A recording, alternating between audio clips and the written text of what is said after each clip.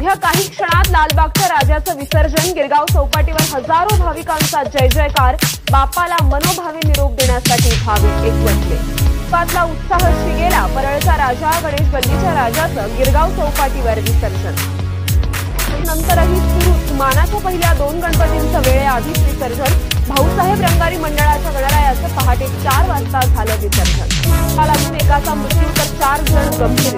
Tractor ट्रॉलीला हाय tension वायरचा स्पर्श झाल्यानं शॉक. मुंबईतील साकीनाका परिसरातील घटनेनं हळहळ.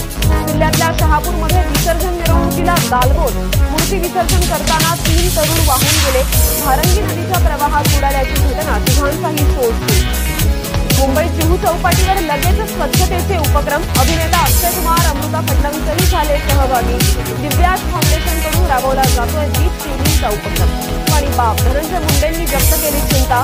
सर्व समाजातल्या लोकांनी पुढाकार सुरळीत करावं असं आवाहन. बीड जिल्ह्यात क्षमता उरली नसल्याची खंत. कॅबेटच्या जीआर संदर्भात कोर्टात कॅबेट दाखल. मराठा समाजाची बाजू ऐकून घेतल्याशिवाय जीआरबाबत कोणताही निर्णय घेऊ नये म्हणून कॅबेट. कारण गोविंद कोमकरची हत्या केल्याच्या गुन्ह्यात मोर्चा सूर्यकांत आंदेकरसह 11 जणांविरुद्ध गुन्हे दाखल. ती मालिकेसाठी श्रेयस अय्यर भारताच्या अ संघाच्या कर्णधारपदी.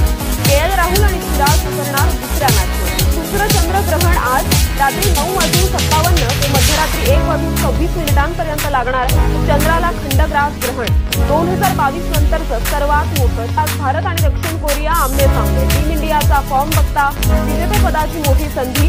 भारतीयांनी स्पर्धेत नोंदवलेत आतापर्यंत 35 गोल.